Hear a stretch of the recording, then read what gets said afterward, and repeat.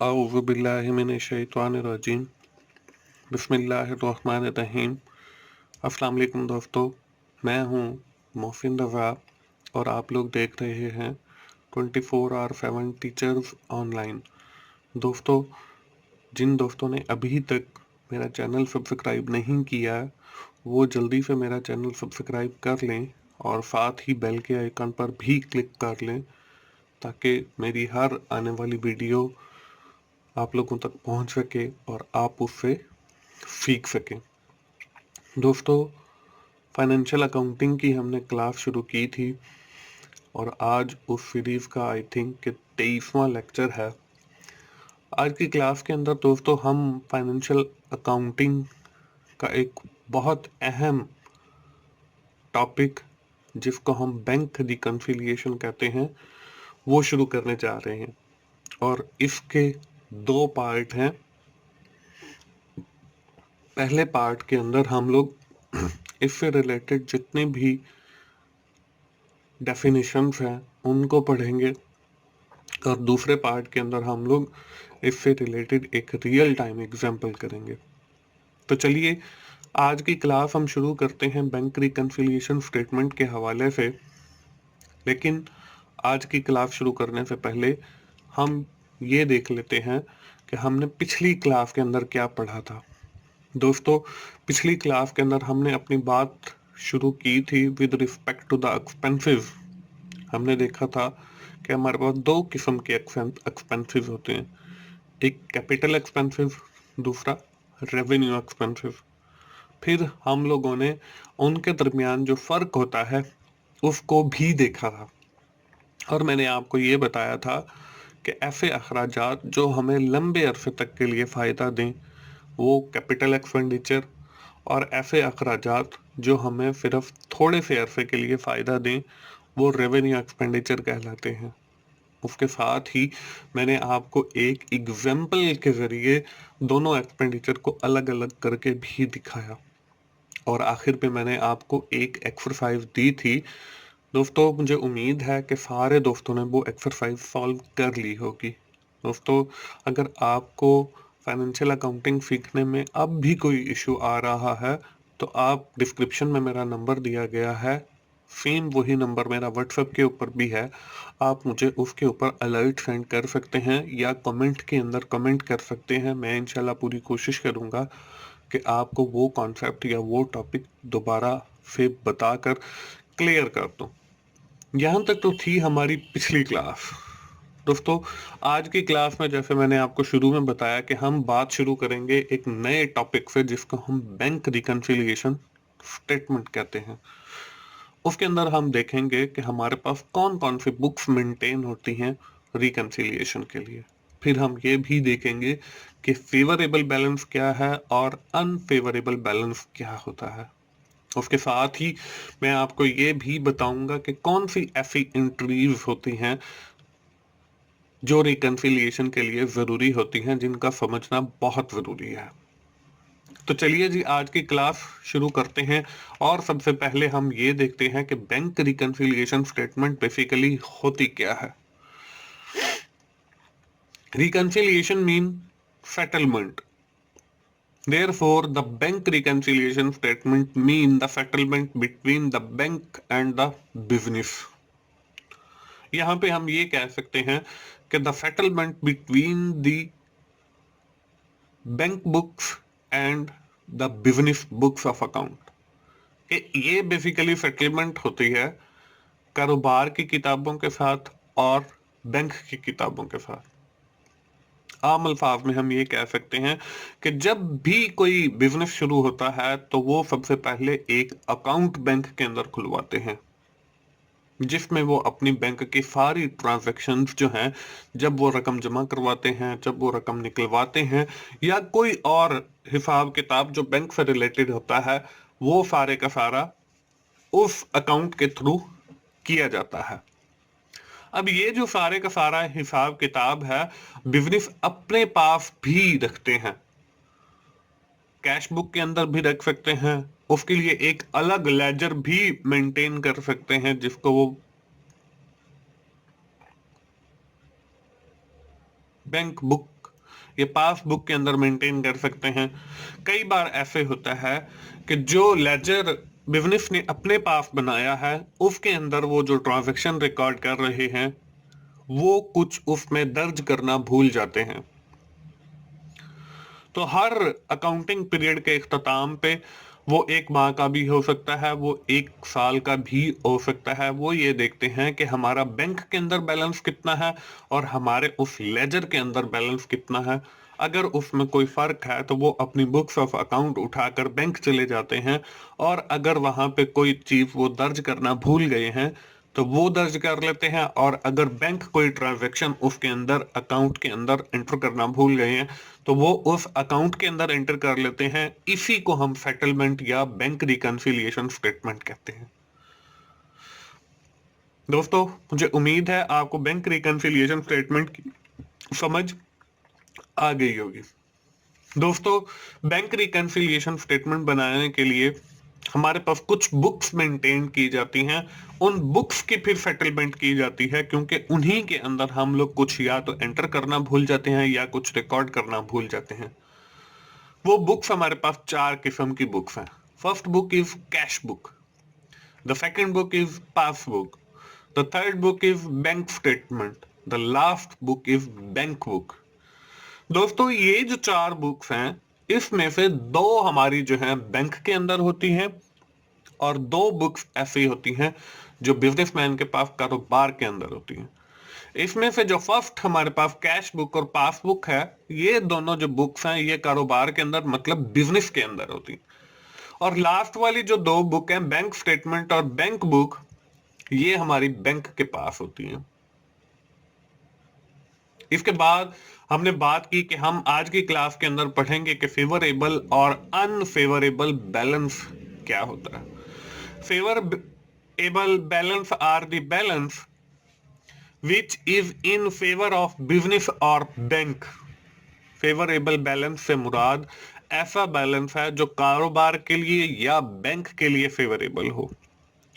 Unfavourable balance is the balance which is not in favor of business और bank.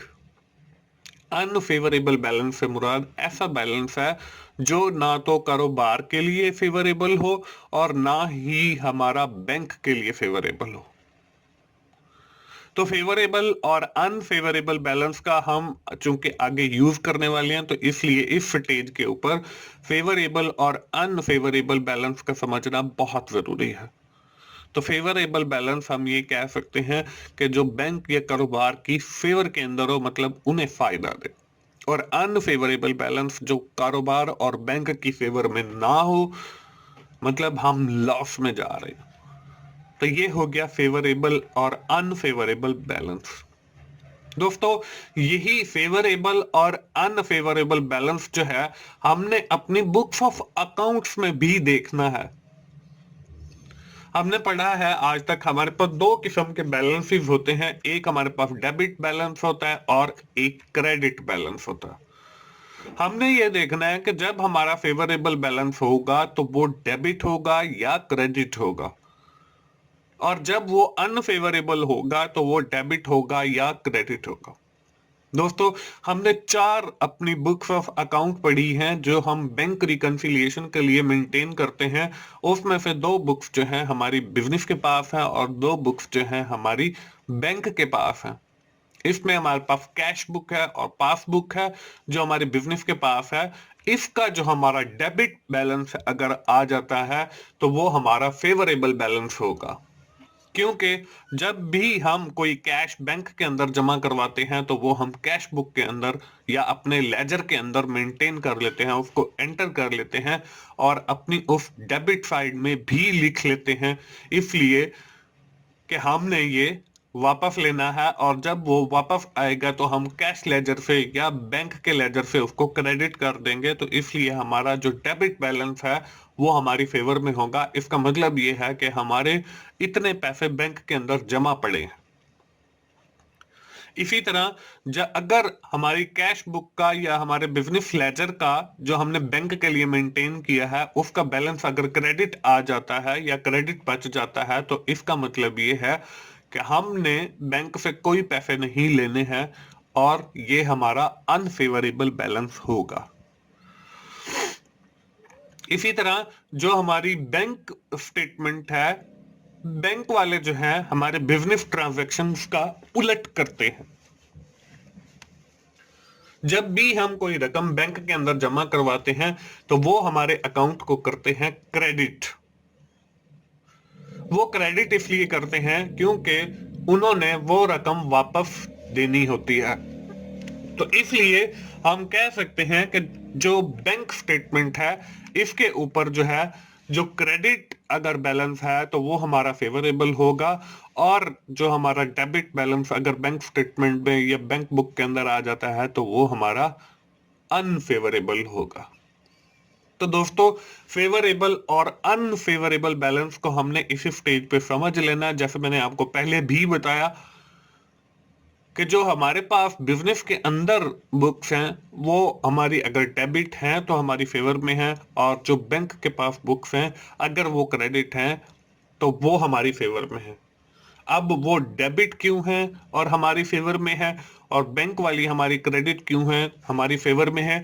Debit इसलिए कि हमने bank के अंदर पैसे जमा करवाए हैं इसलिए हमारी फेवर में है, और बैंक वाले जो है उसकी उलट ट्रांजैक्शन करते हैं, क्रेडिट करते हैं। वो इसलिए क्रेडिट करते हैं कि उन्होंने वो पैसे वापस जमा करवाने देने होते हैं, इसलिए हमारा जो क्रेडिट बैलेंस होगा बैंक स्टेटमेंट में वो हमारी फेवर में होगा। तो चलिए आगे बढ़ते हैं दोस्तों, अगली स्लाइड पे देखते हैं कि हमारे पास कौन कौन सी ऐसी एंट्रीज हैं जो हम रिकंसिलिएशन करते हुए इस्तेमाल करेंगे, और कौन कौन सी ऐसी एंट्रीज हैं जो हमें रिकंसिलिएशन करते हुए याद रखनी चाहिए। दोस्तों उसमें भी मैं आपको, वैसे तो बहुत सारी हैं लेकिन जो मोस्टली यूज होती हैं, बार बार आती हैं, वो कोई हमारी 4 किस्म की हैं। इसमें जो पहली हमारी एंट्री है वो है इनकम, प्रॉफिट या रिसिप्ट। कि अगर आपको कोई एंट्री दी गई है और आपको लगता है कि this transaction is related to the income और प्रॉफिट और रिसिप्ट। अब इनकम से मुराद क्या है कि आपकी कोई आमदनी है, मुनाफा हो गया आपको, या आपकी कोई वसूली आ गई, आपकी कोई आमदनी हुई, आपने बैंक के अंदर जमा करवा दिए और कैश बुक के अंदर रिकॉर्ड करना भूल गए, तो ये आपकी ऐसी एंट्री हो गई जिसकी रिकंसिलिएशन की जरूरत है। या आपने कोई शेयर परचेज किए हुए थे, उसका जो प्रॉफिट है वो आपके अकाउंट में बैंक ने डायरेक्ट डिपॉजिट कर दिया, और आपने कैश बुक के अंदर दर्ज नहीं किया। तो जब आप अकाउंटिंग पीरियड के इख्तिताम पे बैंक जाएंगे तो तब आपको जाके मालूम होगा कि यह आपका प्रॉफिट भी क्रेडिट हो चुका है। तो ये भी एक ऐसी एंट्री होगी जिसकी रिकंसिलिएशन की जरूरत है। उसके बाद रिसिप्ट है, आपकी कोई वसूली थी, डेबिटर से हमने पैसे लेने होते हैं। एक डेबिटर आया और वो हमारे बैंक के अंदर पैसे जमा करवा के चला गया। अब हमें नहीं पता कि उसने पैसे जमा करवा दिए, तो हम अपने जो हमारी कैश बुक है उसके अंदर एंट्री नहीं की। तो जब हम अकाउंटिंग पीरियड के इख्तिताम पे बैंक जाएंगे तब हमें मालूम होगा कि हमारा एक डेबिटर जो है वो वहां पे डायरेक्ट जमा करवा के चला गया अकाउंट के अंदर। तो इससे भी हमारी बैंक स्टेटमेंट और कैश बुक के अंदर फर्क आ सकता है, तो इसको भी रिकंसिलिएशन करने की जरूरत है। ये तो हो गई हमारी पहली एंट्री जिसकी रिकंसिलिएशन की जरूरत होती है। इसके बाद हमारे पास दूसरी जो एंट्री है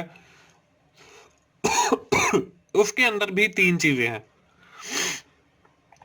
पहली है एक्सपेंसिव, दूसरी है लॉस, तीसरी है पेमेंट।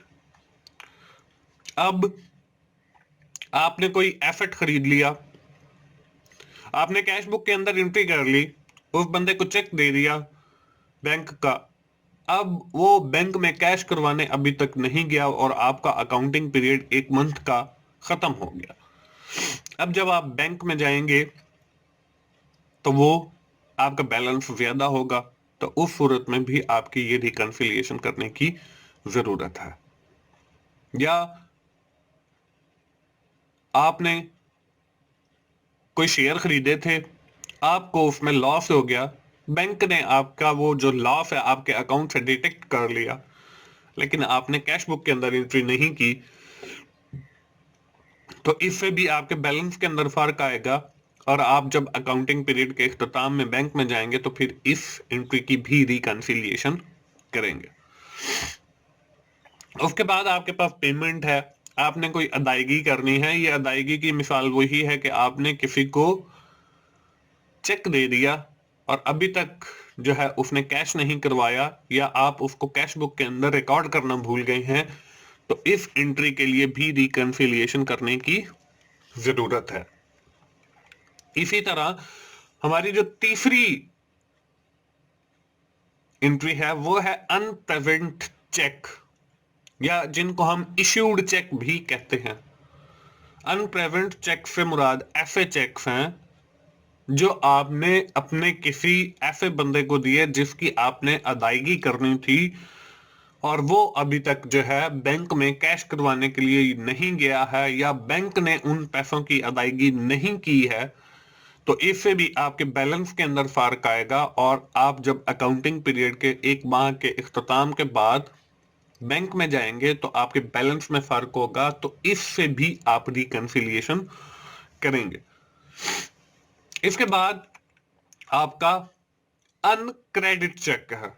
अनक्रेडिट चेक से मुराद आपका चेक डिपॉजिट भी होता है, कि आपको किसी ने पैसे देने थे और वो आपको चेक देकर चला गया, आपने वो चेक जो है अपनी कैश बुक के अंदर एंटर कर लिया, लेकिन बैंक के अंदर अभी एंटर नहीं हुआ, या आपने वो चेक बैंक में जमा करवा दिया और बैंक ने अभी आपके अकाउंट को क्रेडिट नहीं किया, या अभी तक वो आपका चेक क्लियर नहीं हुआ, तो इससे भी आपके बैलेंस में फर्क आ सकता है और इससे भी हमने रिकंसिलिएशन करनी है। तो दोस्तों, ये वो चार किस्म की एंट्रीज हैं जो हम रिकंसिलिएशन के अंदर इनकी रिकंसिलिएशन करेंगे और बार बार इनका जो है इस्तेमाल आएगा। इसमें फर्स्ट वाली जो है इनकम, प्रॉफिट या रिसिप्ट्स है। सेकंड में आपके पास एक्सपेंसिव लॉस या पेमेंट है, और थर्ड के अंदर आपके पास अनप्रेजेंट चेक, या जिनको हम इशूड चेक भी कहते हैं, और लास्ट में आपके पास अनक्रेडिट चेक, या जिनको हम डिपॉजिट चेक भी कहते हैं। ये चार किस्म की एंट्रीज है। अगली स्लाइड पे देखते हैं कि जी हमारे पास क्या है, हमने इनको करेक्ट कैसे करना है। जब हमारे पास ये चार किस्म की गलतियां हमें पता चल गई कि ये गलतियां हैं, हमने इनको ठीक कैसे करना। इसमें हमारे पास जो फर्स्ट है वो मैंने आपको बताया कि इनकम, प्रॉफिट या रिसिप्ट है। जब आपके पास कोई ऐसी ट्रांजैक्शन आ जाए जो इनकम से रिलेटेड हो, या प्रॉफिट से या रिसिप्ट से रिलेटेड हो, चाहे तो हम अपनी कैश बुक को मेंटेन कर रहे हो, चाहे तो हम अपनी बैंक स्टेटमेंट को मेंटेन कर रहे हो, हमने उस एंट्री को डेबिट कर देना है। जब हम अगले पार्ट के अंदर मैंने आपको बताया था कि बैंक रिकंसिलिएशन स्टेटमेंट के आपके दो लेक्चर्स हैं, दो पार्ट हैं। फर्स्ट पार्ट के अंदर सिर्फ हम डेफिनेशंस और कुछ थ्योरी से रिलेटेड वर्क देखेंगे। तो अभी फॉर द टाइम बिंग आप इतना याद रखें कि जब आपके पास इन तीनों में से कोई चीज आ जाए तो आपने डेबिट कर देना है, लेकिन in the coming lecture part 2 के अंदर मैं आपको ये करके भी दिखाऊंगा। इसी तरह जब हमारी सेकंड जो हमने रिकंसिलिएशन वाली एरर पढ़ी है या गलती पढ़ी है, जो हम अक्सर भूल जाते हैं, जिसमें एक्सपेंसिव है, लॉस है, पेमेंट है, जब हमारे पास ये आ जाए और हम कोई भी बुक मेंटेन कर रहे हो, चाहे हम कैश बुक मेंटेन कर रहे हो, रिकंसिलिएशन उसकी कर रहे हो, या हम बैंक स्टेटमेंट की रिकंसिलिएशन कर रहे हो, तो आपने उसको आंखें बंद करके क्रेडिट कर देना। इसी तरह जो हमारी तीसरी ट्रांजैक्शन थी अनप्रेजेंट चेक की, या जिसको हम इशूड चेक भी कहते हैं, जब हमारे पास ये गलती आ जाए तो आपने, चाहे आप कैश बुक मेंटेन कर रहे हो मतलब बिजनेस की किताब, चाहे आप बैंक स्टेटमेंट मेंटेन कर रहे हो यानी कि बैंक की किताब, तो आपने इसको डेबिट कर देना है। इसी तरह लास्ट में जब आपने आपके पास गलती आ जाए अनक्रेडिट चेक की, जो आपके बैंक ने क्रेडिट नहीं किए हैं, या आपके वो जो डिपॉजिट चेक्स हैं ऐसे चेक्स आ जाएं, चाहे आप अपनी कैश बुक मेंटेन कर रहे हो जो कारोबार के पास होती है, चाहे आप बैंक स्टेटमेंट मेंटेन कर रहे हो जो बैंक के पास होती है, तो आपने ऐसे चेक को जो अनक्रेडिट हैं इनको आपने क्रेडिट कर देना है। तो दोस्तों, ये 4 किस्म की गलतियां थी जो हम अक्सर अकात भूल जाते हैं, और इसकी वजह से हमारा जो बैलेंस है कैश बुक का और बैंक स्टेटमेंट का वो मैच नहीं होता, और इसके लिए हम करते हैं रिकंसिलिएशन। और मैंने आपको ये बताया कि हम वो रिकंसिलिएशन कैसे करते हैं। जब हमारे पास इनकम प्रॉफिट या रिसिप्ट आ जाए उनको हम डेबिट करते हैं, जब हमारे पास एक्सपेंसिव लॉस पेमेंट आ जाए उसको हम क्रेडिट करते हैं, जब हमारे पास अनप्रेजेंट चेक या चेक इशूड आ जाए उसको हम डेबिट करते हैं, जब हमारे पास अनक्रेडिट चेक या चेक डिपॉजिट आ जाए उसको हम क्रेडिट करते हैं। दोस्तों, मुझे उम्मीद है कि आपको यहां तक चीजों की समझ आ गई होगी। अगली स्लाइड पे हम जल्दी से समराइज कर लेते हैं कि हमने आज की क्लास के अंदर क्या चीजें पढ़ी हैं, क्योंकि आज की क्लास हम यहीं पे खत्म करने वाले हैं, और अगली क्लास के अंदर आज जो हमने बैंक रिकंसिलिएशन से रिलेटेड सारे रूल्स पढ़े हैं उनसे रिलेटेड आपको एक एग्जाम्पल करके दिखाऊंगा। तो आज की क्लास के अंदर हमने बैंक रिकंसिलिएशन स्टेटमेंट के बारे में पढ़ा, जो कि हमारी बैंक की किताब और हमारी बिजनेस की किताब के अंदर अगर हम कोई गलतियां करते हैं तो उनको ठीक करने का नाम है। उसके लिए हम 4 किस्म की बुक्स ऑफ अकाउंट मैनेज करते हैं, 2 हमारी बैंक के पास हैं, 2 हमारी बिजनेस के पास हैं। हमने ये भी देखा कि फेवरेबल बैलेंस क्या होता है और अनफेवरेबल बैलेंस क्या होता है, और इन दोनों में फर्क क्या है, और कब जो है हमारा वो बैलेंस फेवरेबल होता है और कब ऐसी सिचुएशन होती है जब हमारा बैलेंस अनफेवरेबल होता है। उसके साथ ही हमने वो 4 एंट्रीज भी देखी जो हम बैंक रिकंसिलिएशन में बार बार यूज करते हैं, और इन्हीं वजह से जो है हमारी गलतियां होती हैं। दोस्तों, मुझे उम्मीद है कि आपको बैंक रिकंसिलिएशन से रिलेटेड जितना भी थ्योरेटिकल वर्क है या जो डेफिनेशंस है उनकी समझ आ गई होगी। दोस्तों, अगर आपको फाइनेंशियल अकाउंटिंग की समझ आ रही है और मेरी वीडियोस अच्छी लग रही हैं तो आप बार बार मेरी वीडियोस को देखिए और अपने दोस्तों से शेयर कीजिए, मेरी वीडियोस को लाइक कीजिए। और अगर आपको किसी चीज की समझ नहीं आ रही है तो आप मुझे कमेंट कीजिए, या मेरे दिए गए नंबर डिस्क्रिप्शन में उसके ऊपर मुझे अलर्ट सेंड कीजिए। मैं इंशाल्लाह आपके कॉन्सेप्ट को और मजीद क्लैरिफाई करने की कोशिश करूंगा। और मेरा चैनल 24/7 टीचर्स ऑनलाइन सब्सक्राइब कीजिए ताकि मेरी हर आने वाली वीडियो, हर आने वाला लेक्चर आप लोगों तक पहुंच सके। दोस्तों, मोफिन भाव को इजाजत दीजिए, मिलते हैं अगली क्लास के अंदर। बैंक रिकंसिलिएशन बनाना सीखेंगे इंशाल्लाह। उस वक्त तक के लिए अल्लाह हाफिज।